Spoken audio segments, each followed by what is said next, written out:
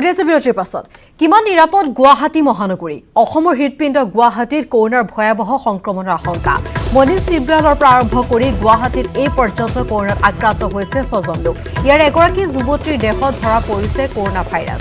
উদ্বেগজনক বিষয়টো হৈছে সাংসাৰী দেৱৰাজ আচাৰ্যৰ বাহিৰে বাকি 5 জনৰ কোনো ট্ৰেভেল হিষ্ট্ৰী নাই অৰ্থাৎ গুৱাহাটীৰ ভিতৰতে সংক্ৰমণ হৈছে এই 5 জন লোকৰ এনে পৰিস্থিতিৰ মাৰাত্মক কৰোনাৰ বাহক হৈ কোনো লোক নিশ্চয় সকলোৰে অজ্ঞাতে ঘূৰি ফুৰিছে গুৱাহাটী মহানগৰীত গুৱাহাটীৰ দৰে সৰু অথচ জনবহুল মহানগৰীৰ বাবে এই মুহূৰ্তত কৰোনা হৈ পৰিছে আতংকৰ কাৰণ আৰু ইফালে শীঘ্ৰে কামৰূপ মহানগৰ জিলা বা গুৱাহাটী গ্ৰেড বা অৰেঞ্জ জোন ঘোষণা কৰা নহয় বুলি স্পষ্ট কৰি দিছে চৰকাৰে জিলাখনৰ জীৱন যাত্ৰা ব্যাহত কৰাৰ ইচ্ছা নাই চৰকাৰৰ তাৰ পৰিৱৰ্তে কৰোনা দেখা দিয়া অঞ্চলক কণ্টেইনমেণ্ট জোন বা বাফাৰ জোন হিচাপে ঘোষণা কৰা হ'ব পাৰে বুলি মন্তব্য কৰিছে স্বাস্থ্য মন্ত্ৰী ডক্টৰ হিমন্ত বিশ্ব শৰ্মাই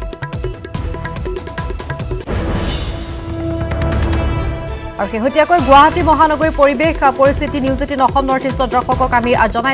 জনাইছো কিদৰে শেহতীয়াকৈ মনীষ ত্ৰিবেলৰ পৰা আৰম্ভ কৰি এই মুহূৰ্তলৈকে 6 জন লোক আক্ৰান্ত হৈছে আৰু ইয়াৰে এগৰাকী যুৱতীৰ দেহত মৃত্যুৰ পিছতে ধৰা পৰিছে কৰোনা ভাইৰাছ এটা উদ্বেগজনক বিষয়টো হৈছে যে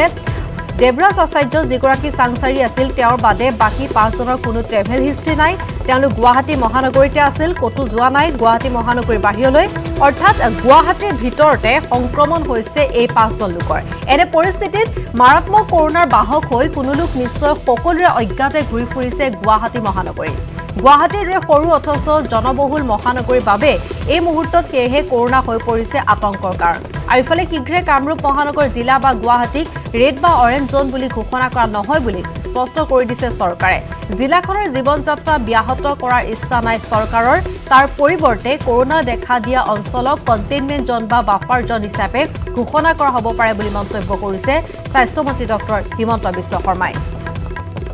জ্যেষ্ঠ সাংবাদিক ৰাজু বৰুৱাৰ সৈতে সংযুক্ত হৈছো এই সন্দৰ্ভত কথা পাতিবৰ বাবে ৰাজু এতিয়া গুৱাহাটীবাসীৰ মনত সকলোৰে মনত ভয় আহিছে আশংকা আহিছে কাৰণ আমি ইতিমধ্যে জনাইছো যে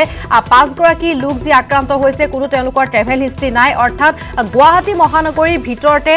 কৰোনা ভাইৰাছ কাৰোবাৰ দেহত হয়তো অজ্ঞাতে থাকিব পাৰে বুলি হিমন্ত বিশ্ব শৰ্মাই যেটো উল্লেখ কৰিছিলে যেটো তেওঁ জানিব পৰা নাই বুলি কৈছিলে ক'ৰ পৰা সংক্ৰমণ হৈছে কাৰ দেহৰ পৰা গতিকে সমগ্ৰ পৰিৱেশ পৰিস্থিতিৰ বাবে এটা দেখা পোৱা গৈছে বিপদজনক হৈ পৰিছে গুৱাহাটী মহানগৰীবাসী এতিয়া আতংকিত হৈ পৰিছে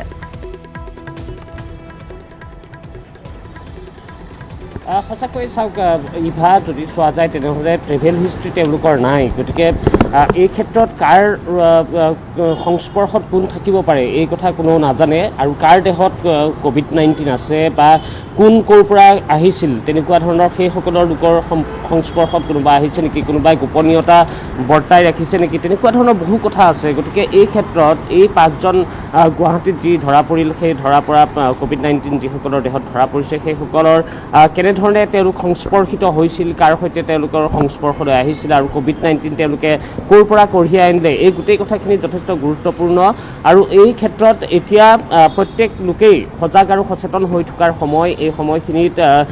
যাতে ইজন লোক সিজনৰ সংস্পৰ্শলৈ নাহে আৰু যিটো সামাজিক ব্যৱধান সেই সামাজিক ব্যৱধান কিন্তু প্ৰত্যেকজন লোকেই বৰ্তাই ৰাখিব লাগিব কাৰণ এই সময়খিনি যথেষ্ট ভয়াৱহ সময় এই সময়খিনি COVID-19 কাৰ দেহত আছে কোনেও সেই কথা নাজানে আৰু বিশেষকৈ গুৱাহাটীত যিকেইজনৰ ধৰা পৰিছে গুৱাহাটীত ধৰা পৰা কেইজনৰ ক্ষেত্ৰত যথেষ্ট তেওঁলোকৰ ইতিমধ্যে কৈছে যে মন্ত্ৰী ডক্টৰ হিমন্ত বিশ্ব শৰ্মাই যে ট্ৰেভেল হিষ্ট্ৰী তেওঁলোকৰ নাছিলে গতিকে পূৰ্বতে যদি আমি চাওঁ তেনেহ'লে নিজামুদ্দিন মাৰ্কাজৰ পৰা অহা লোকৰ ক্ষেত্ৰত বা তেওঁলোকৰ সংস্পৰ্শলৈ অহাৰ ক্ষেত্ৰত যিসকল লোক আছিলে সেইসকলৰ দেহত COVID-19 ধৰা পৰিছিল কিন্তু পৰৱৰ্তী সময়ত লাহে লাহে এনেকুৱা হৈ পৰিছে যে COVID-19 যিসকলৰ দেহত ধৰা পৰিছে তেওঁলোকৰ ট্ৰেভেল হিষ্ট্ৰী নাথাকিবও পাৰে ট্ৰেভেল হিষ্ট্ৰী নথকা লোকসকল কেনেকৈ আচলতে তেওঁলোকৰ দেহত COVID-19 ধৰা পৰিছে তেওঁলোক কেনেকৈ সংস্পৰ্শিত হৈছে এইখিনি যথেষ্ট গুৰুত্বপূৰ্ণ কথা আৰু এই ক্ষেত্ৰত বিশেষকৈ এই 5 জন গুৱাহাটীৰ ক্ষেত্ৰত যিখিনি হৈছে গুৱাহাটীৰ ক্ষেত্ৰত হোৱাখিনিৰ কোনো ধৰণৰ তেওঁলোকে যাত্ৰা ক'ৰবাত কৰিছিল বা তেওঁলোকে নিজামুদ্দিন মাৰ্কাজলৈ যোৱাৰ তেনেকুৱা ধৰণৰ তেওঁলোকৰ কোনো কথা নাই আৰু সেইবাবেই এইটো যথেষ্ট স্পৰ্শকাতৰ হৈ পৰিছে এই সময়খিনিত আৰু এই মুহূৰ্তত মই এগৰাকী যি হকাৰ সন্থাৰ তেওঁ সাংগঠনিক সম্পাদক তেওঁ আছে আৰু কাকত তেওঁলোকৰ অহা নাই, বিভিন্নজনে কাকত এতিয়া লাভ কৰিব পৰা নাই। কাকতৰ ক্ষেত্ৰত যিখিনি অসুবিধা হৈছে, কাকত অৱশ্যে গোটেইকেইটা হাউচে এতিয়ালৈকে কাকত দিব পৰা নাই। গোটেইকেইটা হাউচে এতিয়া যিহেতু আমাৰ নিউজ প্ৰিণ্টটো বাহিৰৰ পৰা আহে, নিউজ প্ৰিণ্টটো বাহিৰৰ পৰা আহিলে গোটেই কাকতবিলাক তেখেতসকলে প্ৰিণ্ট কৰিব পৰা নাই। যিহেতু কৰোণা ভাইৰাছৰ কাৰণে কিছুমান মানুহে ভয় কৰি আছে, গতিকে তেনে কাৰণেও কাকতৰ অলপ প্ৰভাৱ পৰিছে আমাৰ। তথাপিতো কাকতৰ হেৰিটো এতিয়া কিছু বাঢ়ি আছে, কাষ্টমাৰে লৈ আছে। আমাক আগৰ যিখিনি কাষ্টমাৰে তেখেতসকলে ৰিকুৱেষ্ট কৰিছে যে মোৰ কাকতখন মোৰ ঘৰত দিবা, আৰু কিছুমানে মোৰ দোকানত আহিও লৈ যায়। তাত আমি কোনো অসুবিধা পোৱা নাই, ঠিকে চলি আছে। আমাৰ কাকত বিক্ৰীৰো হেৰি চলি আছে, আগতকৈ অকণমান কম হৈছে, তথাপি এতিয়া অকণমান আগৰ যিখিনি কাষ্টমাৰ আছে তেখেতসকলে মোৰ দোকানত আহিও লৈ যাই আছে, আৰু কিছুমানক মই ঘৰত হোম ডেলিভাৰী যিটো হকাৰ ছিষ্টেম, সেই ছিষ্টেমত আমি আকৌ দি আছোঁ।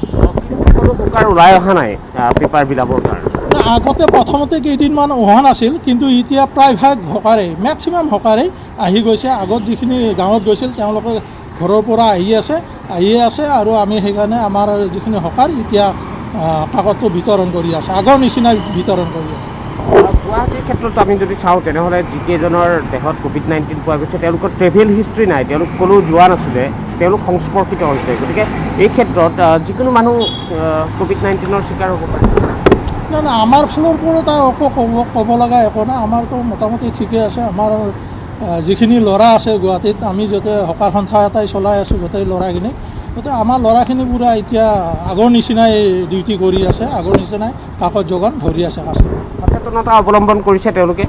ফুল। আমাৰ মেক্সিমাম যিটো আমাৰ মেইন দুটা বস্তু আমি পূৰা মানি আছোঁ, যিটো সামাজিক ডিষ্টেঞ্চ। আগতে আপোনাৰ 1 মিটাৰ আছিল, এতিয়া 6 ফুট দিছে। সেইটো পূৰা আমি যেতিয়া বাতৰি কাকতখন আমি এজেণ্টৰ পৰা লওঁ,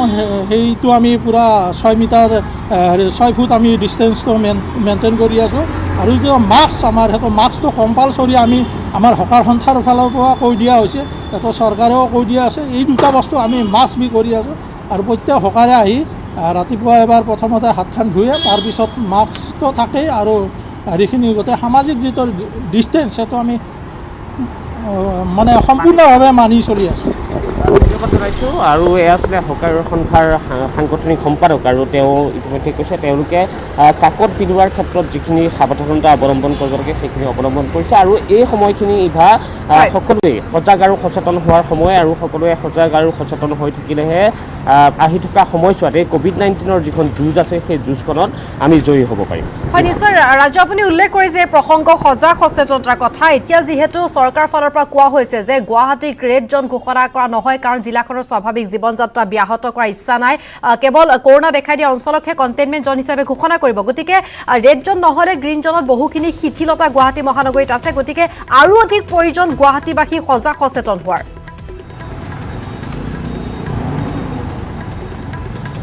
ইভা নিশ্চিতভাৱে আৰু কণ্টেইনমেণ্ট জ'ন হিচাপে ঘোষণা কৰা হ'ব। যিবোৰ অঞ্চলত তেনেধৰণে COVID-19 ৰোগী চিনাক্ত হয় সেইখিনি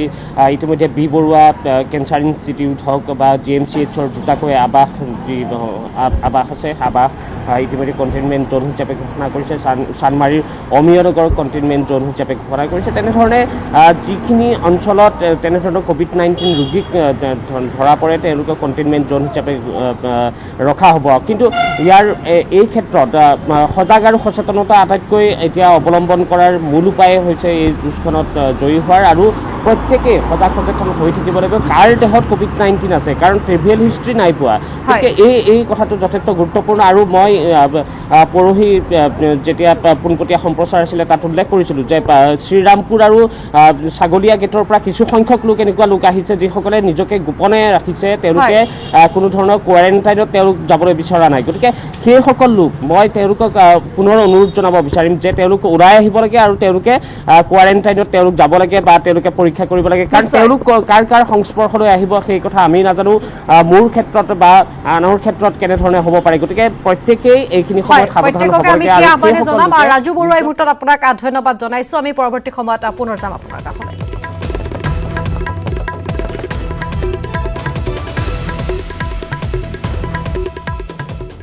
আৰু ইফালে বৰপেটা চহৰৰ দুজনক হোম কোৱাৰেণ্টাইন